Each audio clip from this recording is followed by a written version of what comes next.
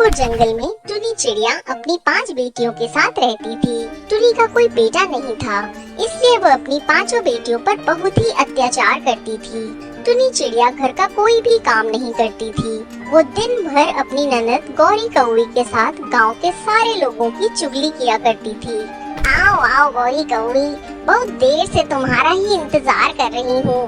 तुम्हारी चटपटी बातें सुने बिना मेरा तो दिन ही नहीं कटता है।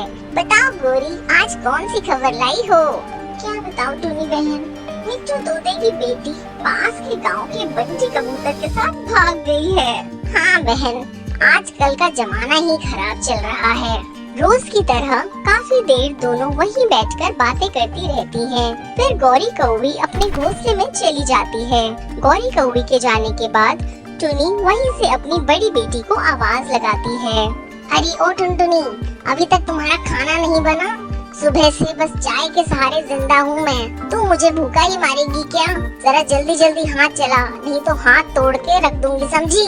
हाँ माँ, बस थोड़ी देर और, मैं अभी खाना बना कर लाती हूँ। फिर टुनी चिड़िया अपनी सबसे छोटी बेटी पिंकी कबूतरी के रूम में जाती है। अरे ओ चम्मच चलो, तू कुछ स्पेशल है क्या?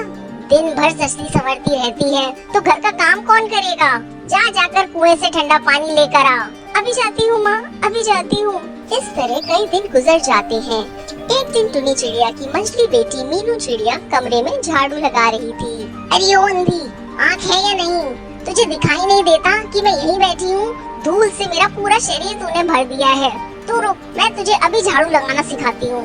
इतना कहकर टुनी मीनू के हाथ से झाड़ू छीनकर उसे झाड़ू से बहुत बुरी तरह पीटने लगती है। मीनू के रोने की आवाज सुनकर टुनी चिड़िया की बड़ी बेटी टुनटुनी वहाँ आ जाती है। सुन टुनटुनी, तू आज से इस मीनू को खाने का एक दाना नहीं देगी, समझी? एक दिन भूखी रहेगी तो इसकी अकल ठिकाने आएगी। अगर किसी ने इसे खाना देने की कोशिश की तो मैं उसे घर से बाहर निकाल दूंगी। माँ का गुस्सा देखकर टुनटुनी डर जाती है। उस पूरे दिन मीनू भूखी रह जाती है। टुनी चिड़िया का पति शहर किसी काम से बाहर गया हुआ था। इधर टुनी चिड़िया अपनी बेटियों पर और अत्याचार करने लगती है। सुनो री तुम सब, जब तक तुम्हारे पापा शहर से वापस नहीं आते हैं तब तक घर में खाना बनाना बंद। तुम लोग अपने भोजन का प्रबंध खुद करोगी और साथ में मेरे भोजन का प्रबंध भी तुम ही लोगों को करना है। बड़ी बेटी टुनटुनी कहती है, माँ, आप हम बेटियों पर इतना अत्याचार क्यों कर रही हैं? घर में भोजन भरा पड़ा है, फिर भी आप हम लोगों से भोजन तलाश करने को कह रही हैं। अब बस बहुत हो गया आपका अत्याचार। आने दीजिए पापा को, हम उनसे आपकी शिकायत करेंगे। टुनटुनी की बगावत को देखकर टुनी का खून खौल जाता है।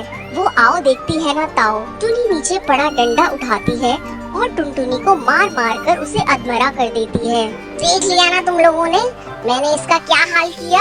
अगर तुम लोगों ने अपने पापा के सामने कुछ भी बोला तो तुम सबका भी मैं इससे भी बुरा हाल करूंगी। पास खड़ी टुनी की चारों बेटियां अपनी सगी माँ का ये रूप देखकर डर जाती है और भोजन की तलाश में चली जाती हैं।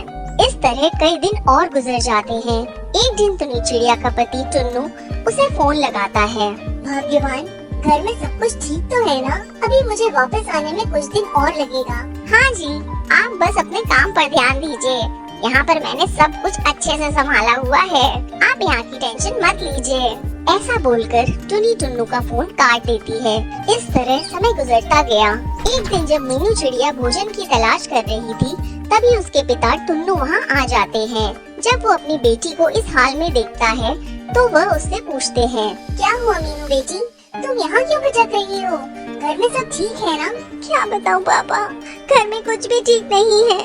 माँ ने टुनटुनी दीदी को इतना मारा कि वो अभी ठीक से चल भी नहीं पा रही है। घर में खाना होने के बाद भी हम लोग यहाँ भोजन की तलाश में भटक रहे हैं। माँ हम 5 बेटियों पर बहुत अत्याचार करती है पापा।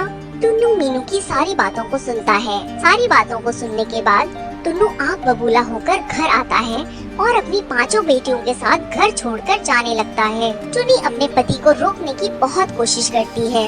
अजी मुझसे बहुत बड़ी गलती हो गई, प्लीज मुझे माफ कर दीजिए। अब से मैं अपनी बेटियों पर कोई अत्याचार नहीं करूँगी। माँ, आप माफी मत मांगिए, हम बेटियाँ आपको छोड़कर कहीं नहीं जाएंगी। माँ तो माँ होती है। टुनी चिड़िया को अपनी गलती का पछतावा हो जाता है और वो बेटे और बेटियों में भेद करना छोड़ देती है। उस दिन से सब खुशी खुशी रहने लगते हैं। टुनटुनी चिड़िया अपने भैया और भाभी के साथ रहती थी। टुनटुनी की भाभी गौरी कौवी बहुत खड़ूस और अत्याचारी थी। गौरी कौवी चाहती थी कि टुनटुनी की शादी किसी भी ऐरे गैरे के साथ हो जाए, तो शादी का खर्चा करने से वो और टुनटुनी का भाई दोनों बच जाएंगे। गौरी कौवी जंगल में हमेशा टुनटुनी का रिश्ता ढूंढती रहती थी। एक दिन गौरी कौवी सब्जी लेने बाजार जा रही थी, तभी रास्ते में उसने देखा गरीब सोनू चीरा अपने पापा के इलाज के लिए भीख मांग रहा था। सोनू चीरा गौरी कौवी के पास आता है और कहता है, मेरी मदद कीजिए बहन जी, मेरे पापा बहुत बीमार हैं।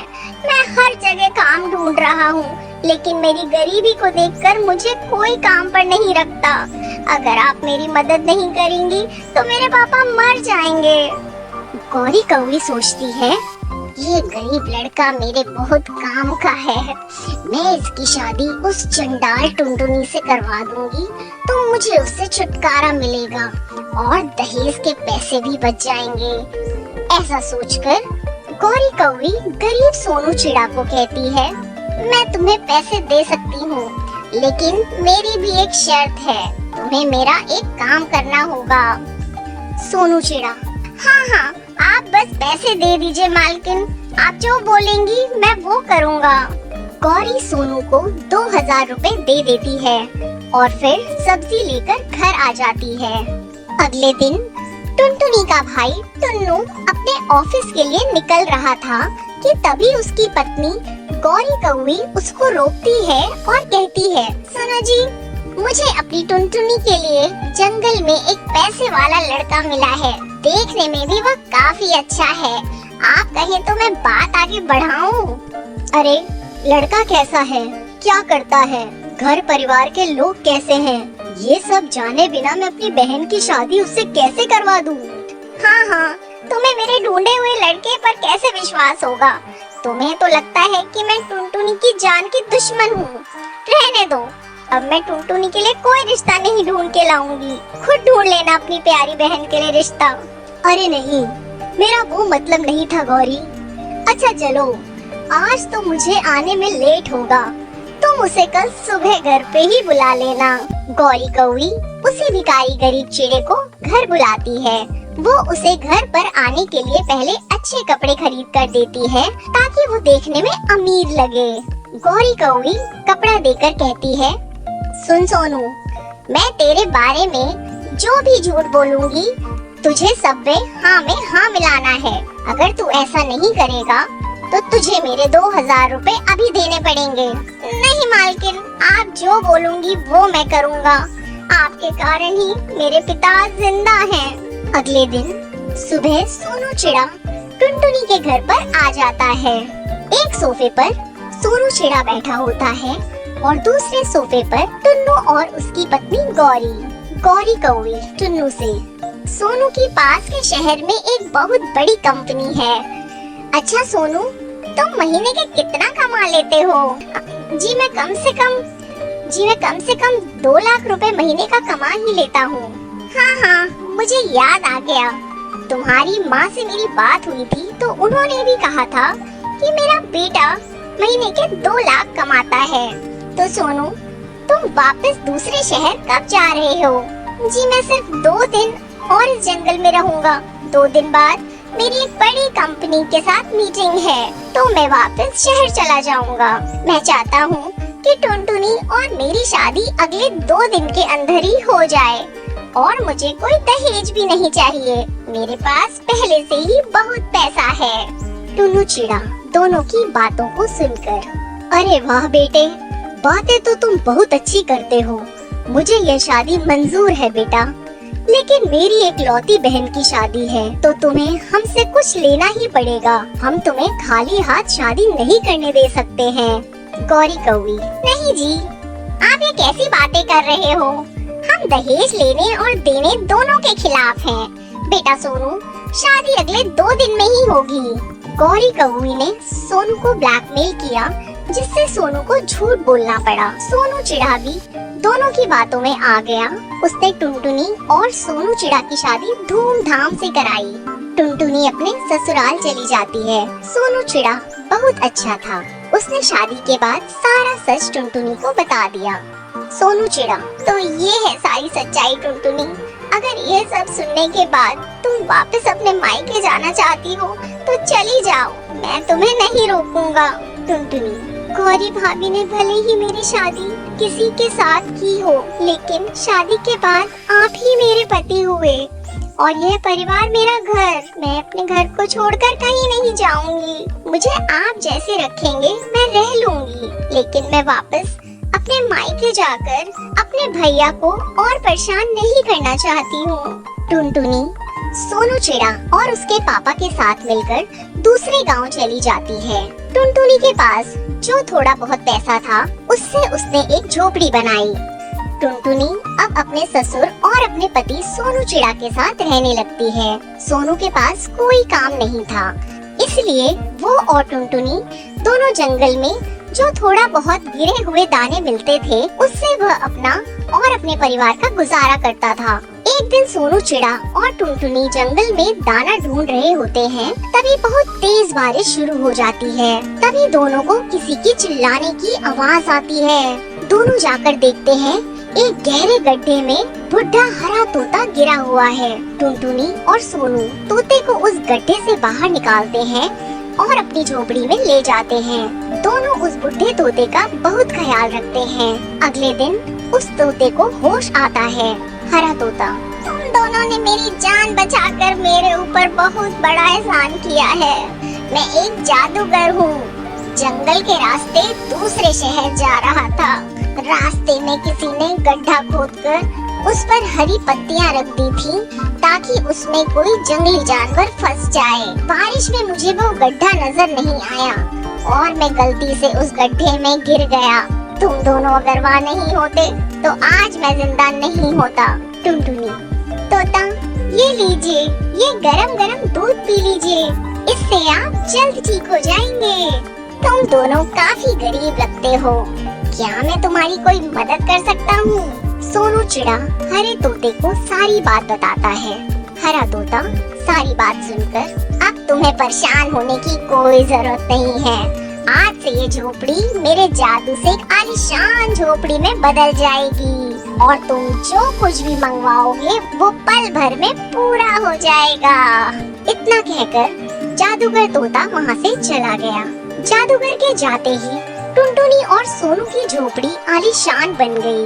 परिवार के तीनों लोग आराम से उस आलीशान जादुई झोपड़ी में रहने लगे। उनके पास सुख सुविधा की सारी चीजें थी। सोनू चिड़ा के पापा, बेटी टुनटुनी, तुम हमारे परिवार में देवी बनकर आई हो बेटी। तुम्हारे आते ही हमारे सारे कष्ट दूर हो गए। पापा, मैं सोच रही थी क्यों ना मैं कुछ दिनों के लिए अपने भैया और भाभी से मिलाऊं। सोनू चिड़ा के पापा, हाँ टुनटुनी, ये भी कोई पूछने की बात है। सोनू कल तुम्हें तुम्हारे मायके छोड़ देगा। टुनटुनी ढेर सारे सोने चांदी के जेवरात लेकर अपने मायके जाती है। टुनटुनी मायके आकर देखती है कि उसकी भाभी गौरी कौवी की तबीयत बहुत खराब थी। उसे कैंसर हो गया था। शायद उसने जो पाप किया था ये उसी की सजा थी। गौरी कौवी टुनटुनी से, टुनटुनी, मैंने सारी बातें तुम्हारे भैया को बता दी हैं और मुझे अपनी गलती की सजा भी मिल चुकी है बेटा। टुनटुनी, मुझे माफ कर दो बेटी। टुनटुनी, गौरी भाभी, आप ये कैसी बातें कर रही हैं? पुरानी बातों को कोई याद रखता है क्या? आप यहीं रुकिए, मैं अभी आती हूँ। टुनटुनी अपनी जादुई झोपड़ी में वापस जाकर, गौरी भाभी की बीमारी दूर हो जाए, मुझे ऐसी दवा मिल जाए। ऐसा कहते ही एक तेज रोशनी चमकती है और टुनटुनी के पास दवा की शीशी आ जाती है। गौरी कौवी वो दवा पीती है और उसका कैंसर पूरी तरीके से ठीक हो जाता है। अब सब खुशी खुशी साथ रहने लगे।